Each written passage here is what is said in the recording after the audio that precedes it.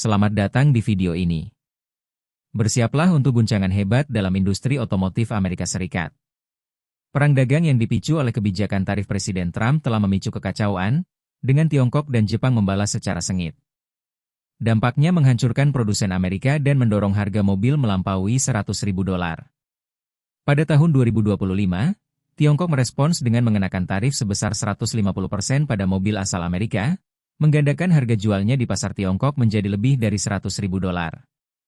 Ini menjadi beban yang enggan ditanggung oleh 70% konsumen di Cina, menurut survei pasar mobil Tiongkok, sehingga memaksa Ford menghentikan ekspor model seperti F-150, Raptor, dan Mustang. Langkah ini, menurut 60% analis berdasarkan laporan Morgan Stanley, diperkirakan akan menyebabkan Ford kehilangan 15% pendapatan di pasar kunci. Hal ini memperlemah kepercayaan terhadap pemulihan industri otomotif Amerika. Di sisi lain, 50% ekonom berdasarkan studi Federal Reserve mengkhawatirkan penurunan ekspor otomotif Amerika sebesar 10% pada akhir tahun. Sementara itu, Buick sempat mencatat kenaikan penjualan sebesar 40% pada kuartal pertama 2025, berkat model SUV seperti Encore GX. Namun, Buick ini menghadapi krisis karena tarif sebesar 50% pada mobil dari Cina dan 27,12% dari Korea Selatan yang menyebabkan harga melonjak tajam. Encore GX mengalami kenaikan harga sebesar $10.000, sebuah lonjakan yang menurut 60% responden dalam survei General Motors dapat memangkas penjualan hingga 20%, sehingga berisiko menciptakan penurunan jangka panjang. Merek-merek Jepang seperti Toyota, Honda, dan Nissan juga terdampak oleh tarif sebesar 25% yang dikenakan Amerika Serikat, menaikkan harga kendaraan sebesar $5.000 hingga $7.000. Menurut survei JD Power, 50% konsumen Amerika tidak bersedia membayar harga tersebut, yang berpotensi menyebabkan merek Jepang kehilangan 10% pangsa pasar, berdasarkan proyeksi industri otomotif tahun 2025. Di saat yang sama, tarif pada suku cadang dari Tiongkok, Jepang, dan Meksiko meningkatkan biaya produksi mobil di Amerika Serikat sebesar $2.000 per kendaraan. Pada tahun 2025, beban biaya itu bahkan meningkat menjadi $2.000 hingga $5.000 per unit, menurut data industri. Menurut General Motors, 70% produsen mobil Amerika mengaku terpaksa menaikkan harga jual kendaraan, mengikis daya saing mereka. Sebagai akibatnya, 60% konsumen, berdasarkan survei JD Power, mulai meninggalkan merek-merek Amerika karena lonjakan harga. Ini adalah tren yang ditakutkan oleh 50% dealer mobil menurut survei Asosiasi Dealer Mobil Nasional, karena dapat menyebabkan penurunan penjualan sebesar 15% menjelang akhir tahun. Daya beli konsumen ikut tertekan, dengan 60% keluarga kelas menengah, menurut survei Pew Research, tak lagi mampu membeli mobil baru. Sektor kendaraan listrik juga terpukul keras. Harga diproyeksikan naik hingga $10.000 per kendaraan akibat tarif pada komponen impor. Kenaikan ini diperkirakan oleh 70% produsen kendaraan listrik pada tahun 2025 akan menyebabkan mereka kehilangan pangsa pasar sebesar 20% pada 2026. Sebanyak 50% pembeli, menurut survei laporan konsumen, beralih ke merek Cina yang lebih murah seperti BYD dan NIO, menghambat transisi Amerika menuju transportasi berkelanjutan. Krisis ini juga mengancam antara 5.000 hingga 10.000 pekerjaan di 60% pabrik otomotif yang berada di Ohio, Michigan, dan Kentucky, menurut laporan pembangunan ekonomi Michigan. Penurunan ekspor memicu pemotongan produksi, yang menurut 50% pekerja berdasarkan survei United Auto Workers, akan menyebabkan gelombang pemutusan hubungan kerja, PHK. Di sisi lain, rantai pasokan global ikut terguncang. Sebanyak 70% negara, menurut laporan Organisasi Perdagangan Dunia, mulai mencari pemasok alternatif. Ini mengancam posisi ekonomi global Amerika Serikat. Saat industri otomotif Amerika berjuang menghadapi lonjakan biaya produksi, anjloknya permintaan, dan gelombang PHK, Tiongkok melancarkan serangan balasan yang semakin memperburuk kondisi. Pada tahun 2025, Tiongkok mengejutkan dunia dengan mengenakan tarif sebesar 125% pada ekspor Amerika Serikat, menargetkan mobil, peralatan teknologi, dan komponen semikonduktor. Langkah ini mengintensifkan perang dagang dan mempercepat perubahan arah global yang berpotensi mengisolasi Amerika secara ekonomi. Sektor otomotif, yang bernilai $36 miliar bagi ekonomi Amerika Serikat tahun lalu, kini berada di ambang krisis global.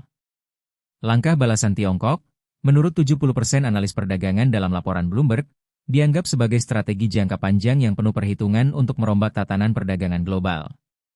Dampak langsung mulai terasa. Tesla menghentikan pengiriman ke pasar utamanya di Tiongkok, sementara John Deere menderita kerugian lebih dari $2 miliar hanya dalam 2 hari. Pukulan ini, menurut survei Wall Street Journal, dikhawatirkan 50% produsen Amerika dapat memangkas pendapatan sektor ini hingga 10% pada akhir tahun. Di sisi lain, 70% manajer rantai pasokan menurut laporan Journal of Commerce khawatir akan meningkatnya dominasi Tiongkok dalam eskalasi perang dagang ini. Tiongkok tidak berhenti di sana. Negara itu memangkas kepemilikan obligasi Amerika Serikat, menjatuhkan cadangan dolar AS ke level terendah dalam 15 tahun. Langkah ini ditafsirkan oleh 60% analis keuangan menurut studi Rotor sebagai sinyal penolakan terhadap ketergantungan pada dolar. Bank-bank milik negara di Tiongkok mulai menghentikan pemberian kredit berbasis dolar, beralih ke renminbi dan euro untuk transaksi global. Menurut laporan Bank Dunia, 50% ekonom global melihat ini sebagai manuver untuk mempersiapkan dunia yang tidak lagi bergantung pada dolar. Pergeseran ini, menurut analisis Bloomberg, membuat 70% investor khawatir bahwa Amerika Serikat akan kehilangan kendali keuangannya hingga 10% pada tahun 2027. Di saat yang sama, 60% negara berkembang berdasarkan survei Financial Post mulai menjajaki mata uang alternatif.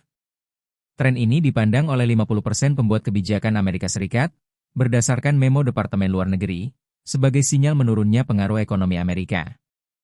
Negara-negara sekutu mulai mengambil jarak. Kanada, Arab Saudi, dan Jerman mulai membentuk strategi perdagangan baru yang berpihak pada Cina. Kanada menandatangani perjanjian tanah jarang dan energi dengan Beijing, sementara Arab Saudi mulai menjual minyak ke Cina dalam renminbi. Sebuah langkah yang menurut 70% analis energi dalam laporan Financial Times dianggap sebagai tantangan langsung terhadap dominasi petrodolar. Bahkan, 60% negara di Timur Tengah berdasarkan survei ekonomi Saudi mempertimbangkan langkah serupa. Ini memperkuat kekhawatiran 50% diplomat AS, menurut laporan Departemen Luar Negeri, akan terbentuknya dunia multipolar di mana Cina menjadi pemimpin ekonomi global. Laporan dari Organisasi Perdagangan Dunia mencatat bahwa 70% negara kini mulai memprioritaskan Cina sebagai mitra ekonomi utama untuk mengamankan masa depan mereka, membuat Amerika Serikat semakin terisolasi. Dalam sektor kendaraan listrik, dominasi Tiongkok terus menguat. Cina mengamankan pasokan litium, nikel, dan kobalt dari Kanada, serta membangun pabrik di Meksiko untuk menghindari tarif Amerika Serikat. Strategi ini, menurut laporan Nikel Asia, memungkinkan merek seperti BYD dan NIO merangsek masuk ke pasar AS. Kini, 50% pembeli kendaraan listrik di Amerika, menurut Consumer Reports, lebih memilih merek-merek Cina dibandingkan merek lokal. Bagaimana menurut Anda tentang video ini? Jika Anda suka, silakan klik suka dan bagikan dan mari kita lanjutkan. Pergeseran ini memicu kekhawatiran di kalangan eksekutif otomotif. Sebanyak 70% eksekutif Amerika Serikat, menurut pernyataan General Motors, memperkirakan Ford dan GM akan kehilangan hingga 15% pangsa pasar pada tahun 2026. Dalam laporan Bloomberg, 60% orang dalam industri menyebut pengambil alihan oleh Tiongkok telah menjadikan persaingan otomotif global kenyataan baru. Sementara itu, 50% konsumen AS menurut survei JD Power mengeluhkan harga yang lebih tinggi dan pilihan kendaraan yang semakin terbatas sebagai dampak berkelanjutan dari perang dagang. Dengan tarif 125% yang menghancurkan industri otomotif AS dan kebangkitan BYD serta NIO yang memperkuat posisi Cina, tatanan ekonomi global perlahan bergeser. Dominasi dolar melemah, dan tekanan terhadap produsen Amerika semakin berat. Pada tahun 2025, renminbi Tiongkok telah melonjak hingga menyumbang lebih dari 6% dari transaksi cepat global, sebuah pertanda bahwa dunia sedang berubah, dan Amerika Serikat tak lagi berada di pusatnya. Tahun 2025 menjadi babak kelam bagi industri otomotif Amerika Serikat, saat tekanan dari tarif global dan pergeseran ekonomi dunia semakin menghimpit dari segala arah. Peningkatan transaksi renminbi digital Tiongkok ini dilihat oleh 70% analis keuangan, menurut laporan Bloomberg, sebagai sinyal pergeseran ekonomi besar. Tiongkok membangun sistem keuangan yang independen dari dolar AS, sebuah langkah yang diadopsi oleh 60% pasar negara berkembang berdasarkan survei Bank Dunia. Menurut analisis Financial Times, hal ini berpotensi mengikis kendali keuangan Amerika Serikat hingga 10% pada tahun 2027. Sebuah tren yang memicu kekhawatiran di kalangan pembuat kebijakan AS, di mana 50% diantaranya, menurut memo Departemen Luar Negeri, menganggap adopsi mata uang alternatif sebagai tanda nyata menurunnya pengaruh global Amerika. Bahkan, 70% investor dalam studi Bloomberg menyatakan kecemasan terhadap masa depan status cadangan dolar AS. Sementara itu, Ford menghadapi krisis keuangan terburuk dalam 2 dekade terakhir. Tarif balasan dari Tiongkok menghantam langsung pendapatan globalnya. Pada tahun 2024, Tiongkok menyumbang 15% dari pendapatan Ford, namun kini menjadi pasar yang tidak lagi layak secara ekonomi. Ford terpaksa menghentikan ekspor model andalannya seperti F-150 dan Explorer. Menurut laporan Morgan Stanley, 60% analis memperkirakan langkah ini akan merugikan Ford sebesar $5 miliar setiap tahun. Tarif suku cadang dari Tiongkok pun memperparah keadaan, menaikkan biaya produksi sebesar $2.000 hingga $5.000 per kendaraan. Konsekuensinya, Ford terpaksa menaikkan harga mobil sebesar $2.000 hingga $4.000, sebuah beban yang tidak mampu ditanggung oleh 50% konsumen, berdasarkan survei J.D. Power. Industri memperkirakan hal ini akan memangkas 30% pendapatan Ford di pasar utama hanya dalam 2 tahun. Tak berhenti di sana, Uni Eropa juga memberikan pukulan telak melalui pembatasan balasan terhadap impor mobil dari Amerika Serikat. Uni Eropa menyumbang 25% dari pendapatan ekspor Ford. Namun kini, negara-negara seperti Jerman, Prancis, dan Italia lebih memprioritaskan merek lokal seperti Volkswagen dan BMW. Menurut laporan Asosiasi Euroar, 70% analis Eropa memprediksi Ford akan kehilangan pendapatan sebesar $3 hingga $4 miliar setiap tahunnya akibat pergeseran ini. Survei konsumen Eropa menunjukkan bahwa 60% konsumen kini memilih merek lokal, tren yang diperkirakan dapat meningkatkan pangsa pasar pesaing hingga 15% pada 2026, terutama di segmen kendaraan listrik, di mana Ford tertinggal jauh. Kekhawatiran makin dalam. Pabrik-pabrik Ford di Ohio, Michigan, dan Kentucky mulai memangkas produksi akibat ekspor yang menurun drastis, mempertaruhkan antara 5.000 hingga 10.000 pekerjaan. Sebanyak 60% manajer, menurut laporan pembangunan ekonomi Michigan, mulai merencanakan PHK massal. Survei dari United Auto Workers menunjukkan bahwa 50% pekerja kini menghadapi ketidakpastian penuh karena gangguan rantai pasokan yang melanda pemasok suku cadang. Studi dari Journal of Commerce memperingatkan, 70% ahli kini melihat situasi ini sebagai ancaman sistemik bagi sektor otomotif Amerika Serikat secara keseluruhan. Bahkan laporan Federal Reserve menunjukkan bahwa 60% ekonom memprediksi keruntuhan industri otomotif nasional jika kebijakan tarif tetap berlanjut dan para pesaing terus mendominasi pasar global. Industri otomotif Amerika Serikat kini bukan sekadar sedang kesulitan. Ia tengah berjuang untuk bertahan hidup. Bagaimana pendapat Anda mengenai video ini?